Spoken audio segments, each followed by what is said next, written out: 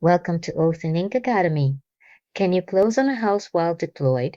It's one of the most common questions military families ask, and the short answer is yes, with the right preparation. This lesson walks you through the power of attorney you'll need, how to coordinate with your lender and title company, and exactly where a notary's role begins and ends. By the end, you'll know how to keep your closing on track, even from overseas. Let's get started. Let's break this down.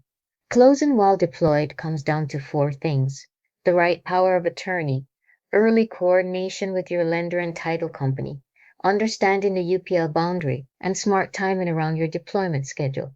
What does this actually mean in real situations? It means your closing can move forward on schedule without you physically present, as long as the paperwork is set up correctly in advance. We'll walk through each piece. Here's what to know. Yes, you can close on a house while deployed, but only with a valid, properly executed power of attorney. This document lets a trusted person, often a spouse, sign closing paperwork on your behalf. One thing many beginners overlook is that a generic POA template often isn't enough. Lenders and title companies frequently require specific language, so the document must be prepared with your transaction in mind. Now let's look at choosing the right power of attorney. A specific or limited POA, written for this exact transaction, is usually preferred over a general one. This becomes important because title companies and underwriters often reject broad, generic language.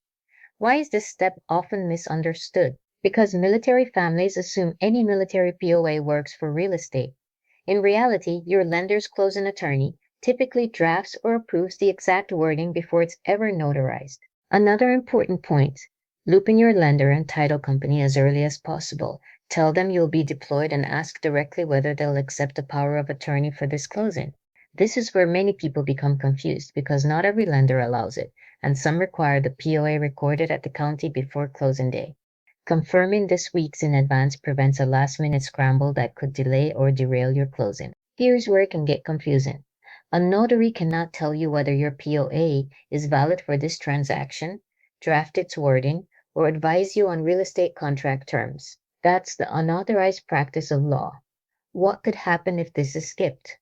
Treating a notary as a substitute for your closing attorney can leave you with a rejected POA and a delayed closing. For document preparation and legal questions, that's exactly what a real estate or closing attorney is for.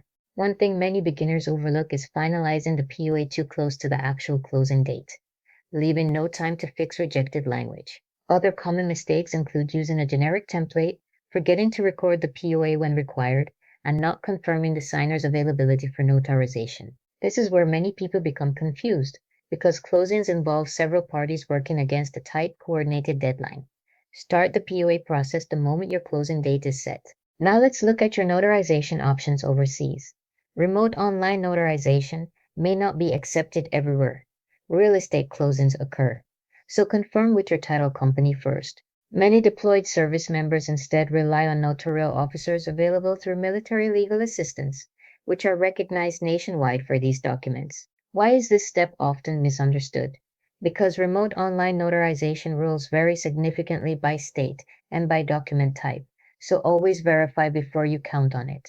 This becomes important because deployment schedules and closing timelines rarely move at the same pace. Set your POA and closing paperwork in motion as soon as you have both a report date and a closing date.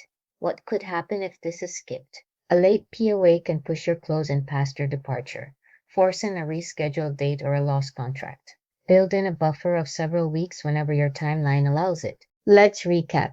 Yes, you can close on a house while deployed as long as you have a valid transaction-specific power of attorney, early coordination with your lender and title company, and a clear understanding of the UPL boundary.